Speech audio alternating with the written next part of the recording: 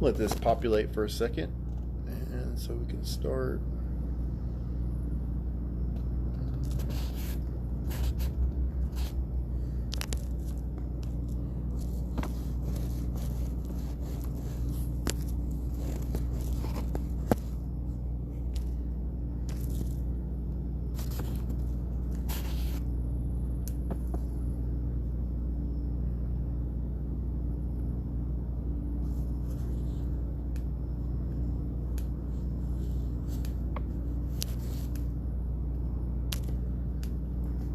All right, guys. So I want to go live here. I know it's kind of last minute, but I wanted to kind of touch on some of the subject matter that we talked about within paleo and why I think it's important. So you guys can kind of reflect on it. One of the main aspects I kind of touched on it earlier with paleo and its importance is the glycemic index.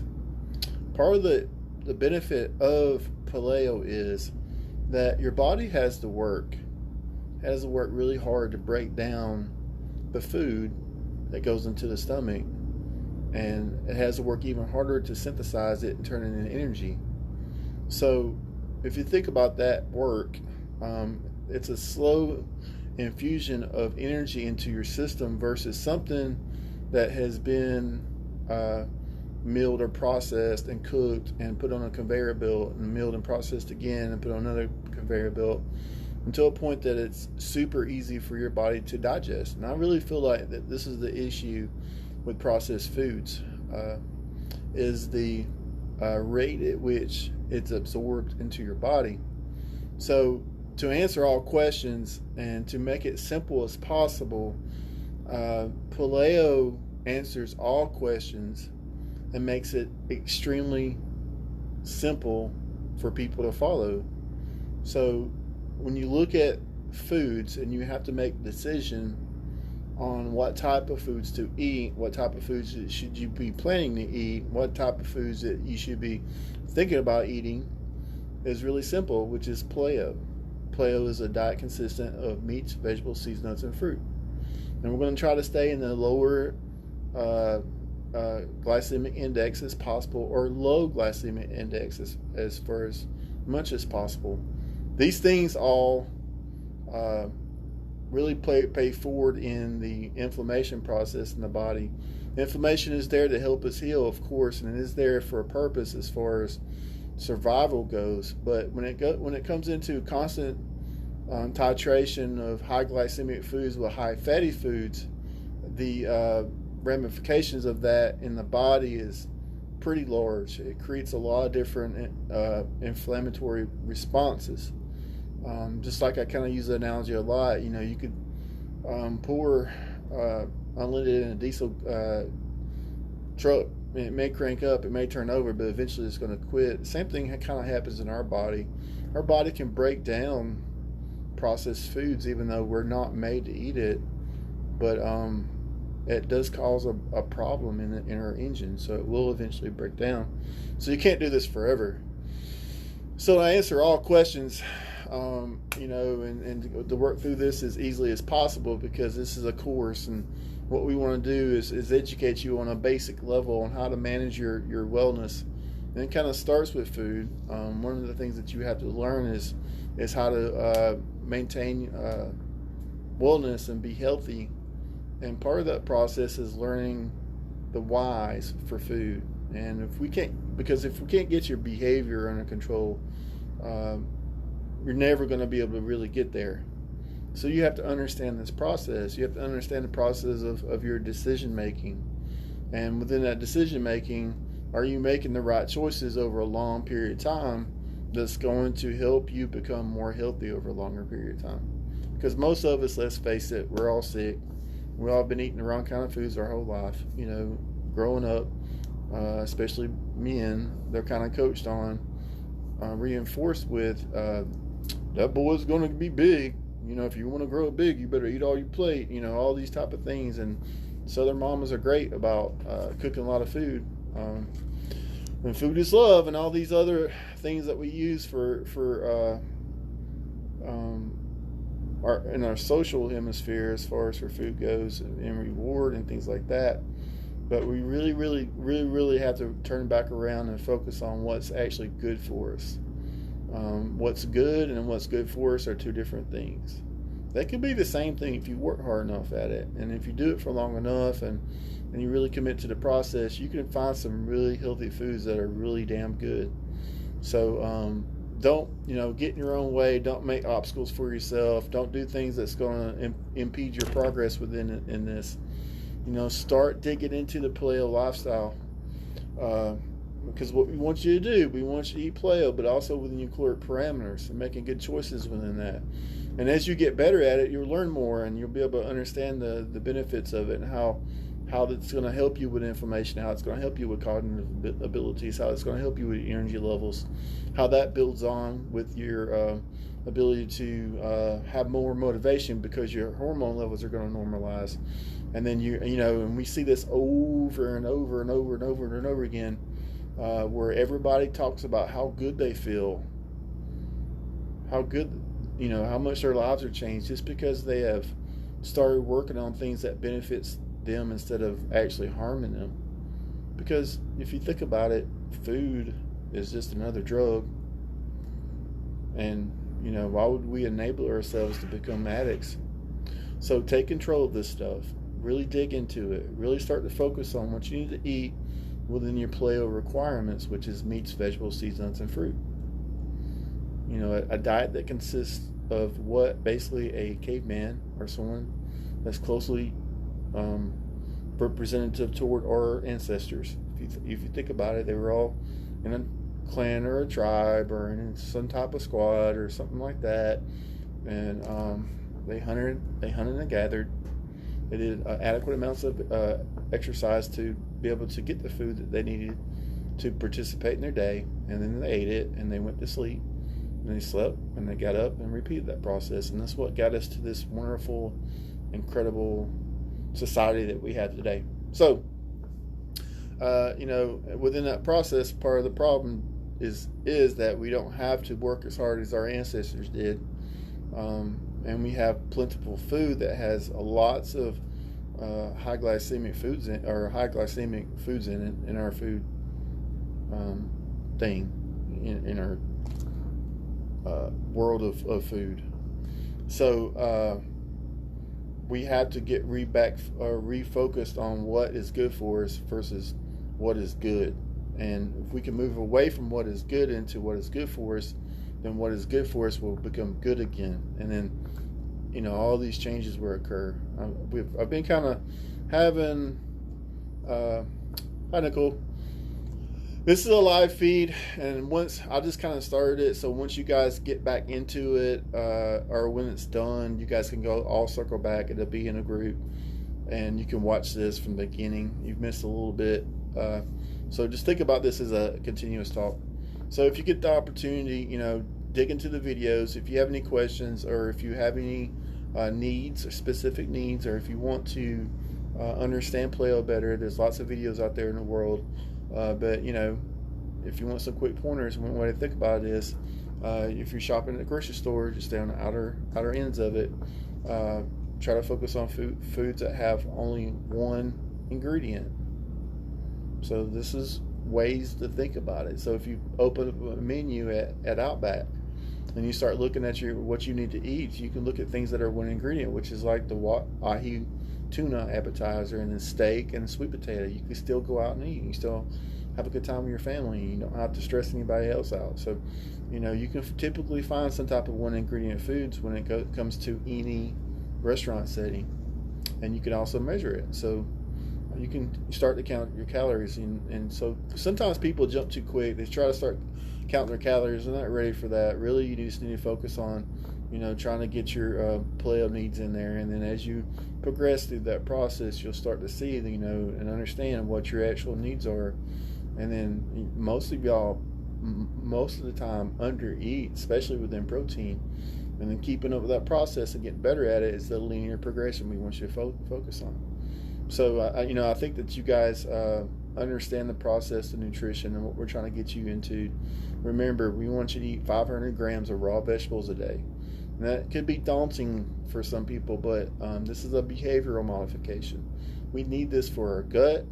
We need this for our behavior. It's going to keep us full. Most people complain about how full they are in our nutrition plan. So starting with your 500 grams of raw vegetables, so that means you're going to take raw vegetables, put it on a scale, weigh it, and play with it a little bit. Put different things. You know, the mechanics of it can change. Like for me, I'll put I think it's called I forget what it's called. It's basically different types of versions of lettuce and spinach lettuce and all that kind of stuff. I put that on a plate. Then I put more dense coniferous vegetables on there that will help you get a little bit more weight. So I'll put like broccoli slaw, Asian slaw. I'll put some carrot slaw on there. Maybe some cilantro for taste. Maybe cut up some peppers on there. And then throw some walnuts on there. So then it's not that hard to get 500 grams of raw vegetables in a salad. One thing we want you to focus on too as well is 1 gallon of water a day. Water is super important. If you guys don't know, if you can add lemon to it to add a little bit of pH to it, that's also great. Nutrition, of course, if you focus on it for a longer period of time, you can see the benefit of it, especially through inflammation. You'll start to see if you're drinking more water, you're going to hold less water. And the way that works is, when we're talking about processed foods earlier, the processed foods are stored in salt and sugar, right? So that's what the preservatives are.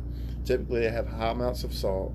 The more salt that you have, the more salt that goes into your bloodstream, and then your body is going to recognize that you have more salt in your bloodstream, right?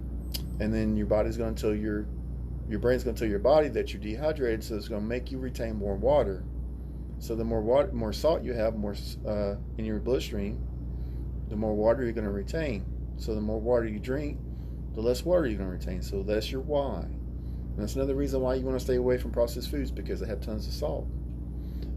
No matter what, you can try to talk your way out of it, but you know better. Like I had a guy today, some athlete that I was talking to that was eating processed ham and turkey sandwiches within their nutrition plan, and that's processed no matter what. It may be a meat, but it's processed. And when they're not processing, there's salt and sodium and sugar. So, and who knows what other calories. So you want to be able to eliminate those things. I watched a show once that specifically said that eating processed like sandwich meat is the equivalent on an inflammatory basis as smoking a cigarette. So if you really think about if you're taking the sliced turkey meat, sliced ham, whatever, most of them used to be different pieces of turkey. They put it in a slab and then they start cutting it, and then they add preservatives to it to make sure it doesn't go in bad while it's waiting for you to purchase it and eat it. So you want to stay away from that stuff, and because the more of that stuff that you get, the more salt you're going to have in your body, the more sugar you're going to introduce in your body, and within that process, more water you're going to retain, the more weight you're going to gain, the worse you're going to feel, the more inflammation is going to be on your brain, the more problems you're going to have in your heart, and then that starts getting to the liver, and then the more sugar that you introduce to your body, the autonomic effects that occur from the process of insulin in your body, because the more insulin you have, the more fat you're going to store, and that's all through the sugar process. So you want to be careful with how much processed foods you bring into your body, and all that is related to everything else. Your gut health is super important too, so make sure that you're getting your, like I said earlier, 500 grams of raw vegetables. This is a good way to import good healthy bacteria, good gut biome back into your gut, especially the people that have chronic malnutrition. So if you're one of these type of people that you're always deficient in some type of vitamin whenever you're going to see doc, it's typically because you don't have the right kind of gut biome. and you have to work at that. So part of that process is introducing 500 grams of raw vegetables to your diet, but also eating a yogurt, once or twice a week to be able to implant that good gut biome back into your system. You can't grow it; you have to transplant it. So typically what happens is that as us humans live, and we get sick, and we'll take a really high dose of antibiotics that kills all of our good gut biome, and then if you don't have good gut biome, then you're not breaking down food effectively, then you're not bringing in the nutrients that you need for your body, and then that's going to make you deficient, and then that causes all kind of health and immune system issues, rheumatoid arthritis, autoimmune disorders, all those type of things. It all starts within the gut. So it's a good opportunity to get a sense of normal in your body. And because if your gut's messed up, that's going to mess up your endocrine system, that's going to mess up your nervous system, and that goes into your cardiovascular system. So it creates this big, huge broken circle of stuff going on, and you have to stop it. So the way to stop it is through a good, healthy gut. Within that process, make sure that you're getting an adequate amount of vitamins. So there's a great way to be able to get the vitamins that you need.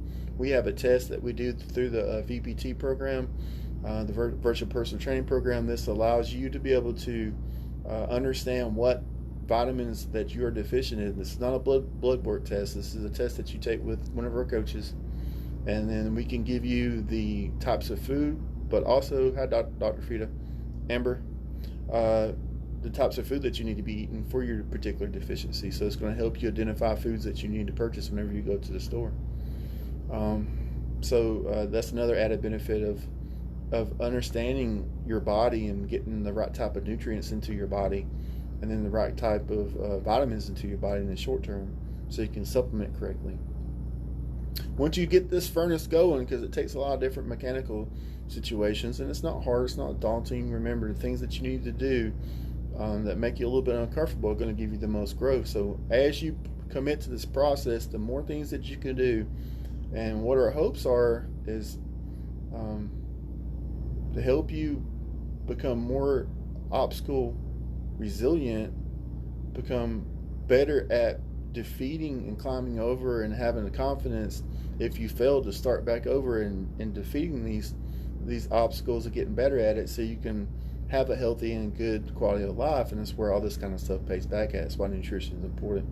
So people don't understand the significance of it. They think that a lot of people, I had a guy I was talking to today that was okay, protein is protein, so I'm healthy and I'm safe, right? So the individual athlete was doing 4 scoops of protein in the morning, and number one, protein supplementation is there for supplementation when you can't get an adequate dose of your protein that you need. It's not there to replace. So always remember that.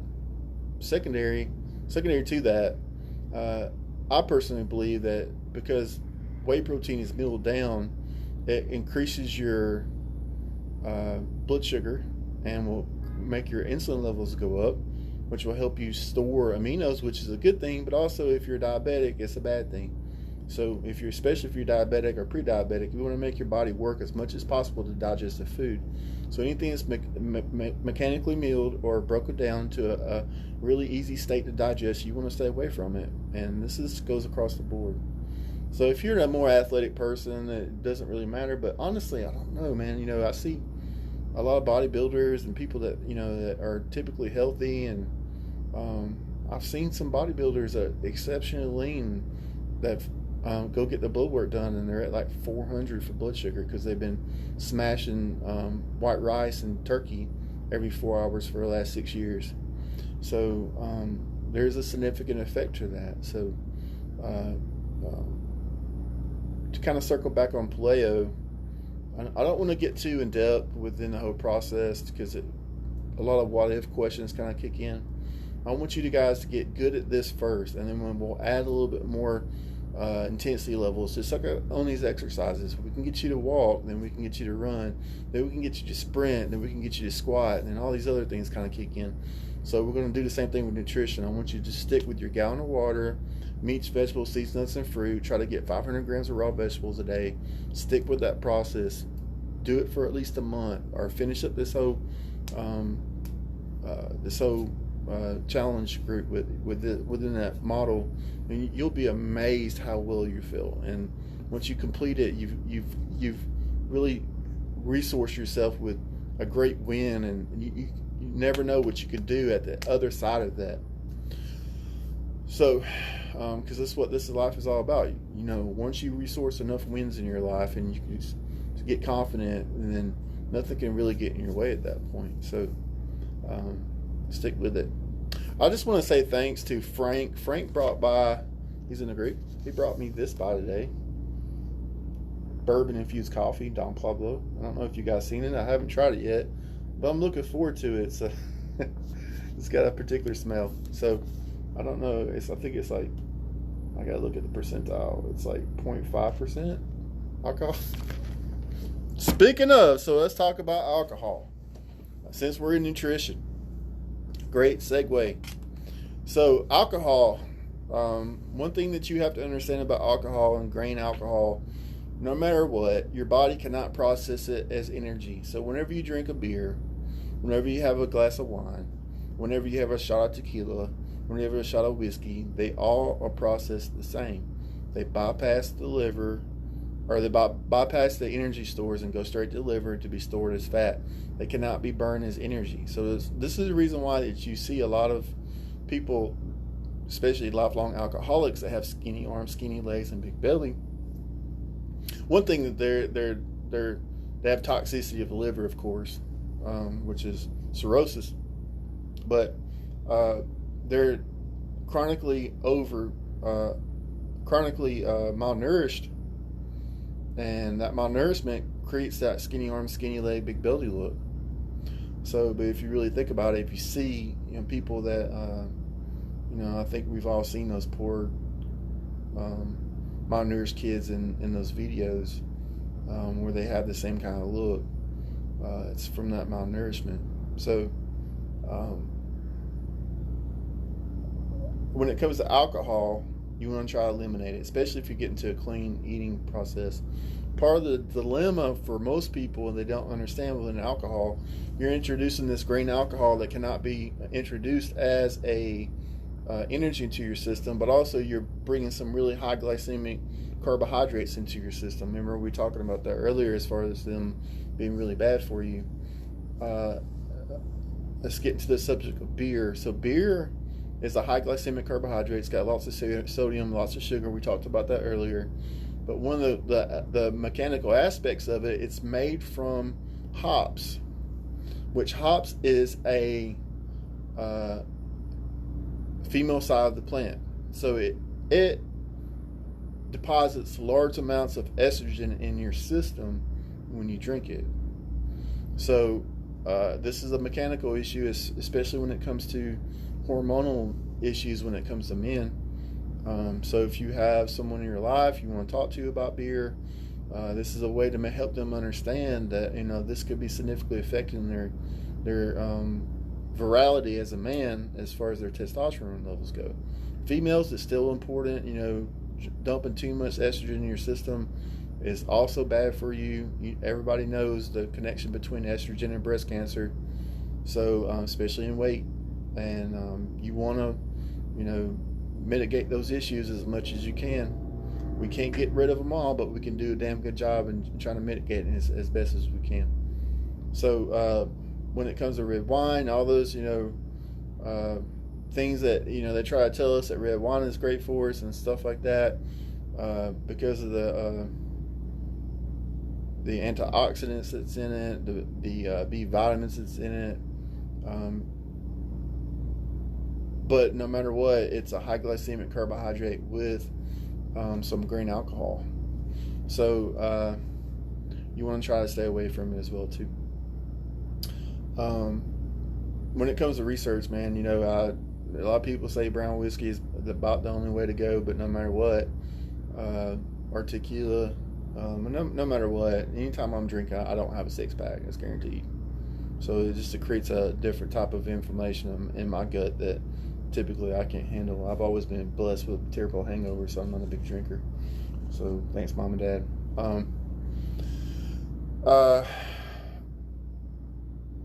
I think that's all I'm going to frame up for nutrition today. I could go really in depth with protein, carbohydrates, and fat and those type of things. There's lots of that stuff in our videos. So get into the videos. We've got at least an hour's worth of content for you to be educated within this program. And I want you to think about this as a course, and everything that's within it is important. And we're going to test you on it and make sure that you're doing well within the process, because I don't want you going to sleep within it. I want you to participate in it and get the true value of it. Because if you don't participate in it, you're going to say, "Man, this program ain't no good." Or if you participate in it, this is the best. You'll say that this is the best investment you've ever made for yourself. It's all up to you and your own accountability. So don't jump in here and try to take the ideas. Okay, gotta get my 10,000 steps, and I gotta eat some lettuce, and I'm gonna lose some weight. Yeah, that'll work, but you can't sustain that.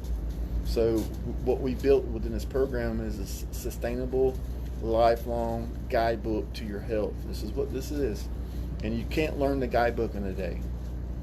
So you have to implement these set points and these pillars that we've created to help you have the behavioral changes so it can stick long term. And that's the way we've built this program, so you can stick with it long term. This is not no short term type of bullcrap. So I kind of had this thought a long time ago that it needs to be a guidebook to life, and especially when it comes to wellness. They don't tell us that. It's not in the Bible. There is a little small thing in the Bible, though, a little side note. There is the story of the David and the Pharaoh. If you're a Christian, you get the opportunity to go and look at David and the Pharaoh when he went in the desert with his warriors. It's kind of representative of what we talk about within this program. So that's one thing that the parable within the Bible that teaches for health. So, but that's what we're trying to do is create this guidebook for health. I saw where people were doing well within CrossFit, and I needed to create a program to help people stay focused, and because there's all kinds of ebbs and flows in life, and so we want to stay in the middle and pointing toward our true north, toward our health and having a great quality of life. So if you guys, Ginger, some of this, I'll save you back. It smells just like coffee and bourbon. If you guys don't have any questions, please holler at me. You can put them in the comment section below. This is the coffee and beans. I'll have to go get it. Beat up a little bit. Round down. If you don't have any questions, I'll let you go for tonight. We are under a curfew here in Mobile, so we're about to shut down here at the gym and go home and cook some good squash and chicken. Tomorrow is Fast Friday. It's going to be our first real Fast Friday within a group. Remember, whatever you have tonight is going to be the last meal you have until Friday night. So we're going to be fasting from right now until Friday. And I've created some great video content on that. I'm not going to get into the significance of it, but this is the fasting thing has a lot of good things to it. One of the main reasons is we are all a little bit have a little bit of carbohydrate toxicity in our liver, and this is a way to kind of reflect back on our ancestors again. They didn't have food every day. They probably went sometimes without food. And our bodies are resilient. We store a lot of nutrients in our liver, and so this is a way to kind of burn off all the junk that's in the liver and get it cleaned up and remove the toxicity from the liver. Because you can't get cirrhosis of the liver without alcohol. It's non-fatty, non-alcoholic fatty liver is what they call it. So if you get the opportunity to, remember we're fasting tonight. And then we're going to eat dinner within your caloric parameters. And what that means is, so like for right now, I'm at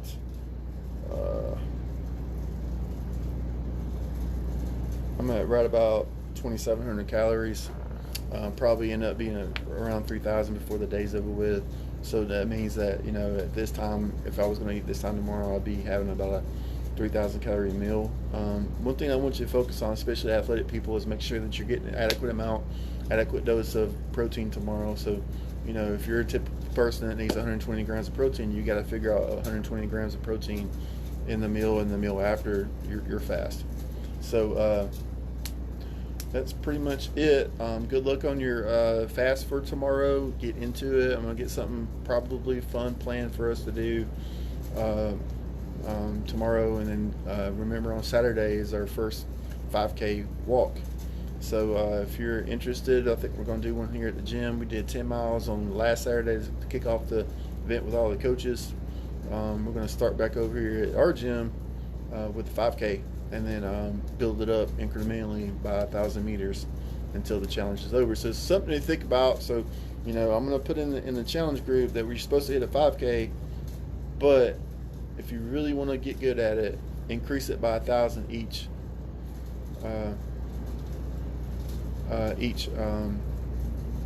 week. So like 5K this week, 5,000 kilometers, 6K, 7K, 8K, 9K. So we'll be all the way up to almost 10 miles by the time this 8 weeks is over. But that's it for today. I'm gonna go home and eat. I'm hungry myself. I hope you guys have a great night. I'm glad everybody survived the storm well. Saw one of our athletes just text me and said they're going to be out without power for 3-4 days. It's going to be tough living. Good opportunity to learn some things. So maybe some grilling the vegetables and stuff like that. Run by your grocery store and see if they're not dumping any of the food, because that's typically what they do. They just throw them away. But you guys have a good night. Thank you, and we'll see you in the challenge.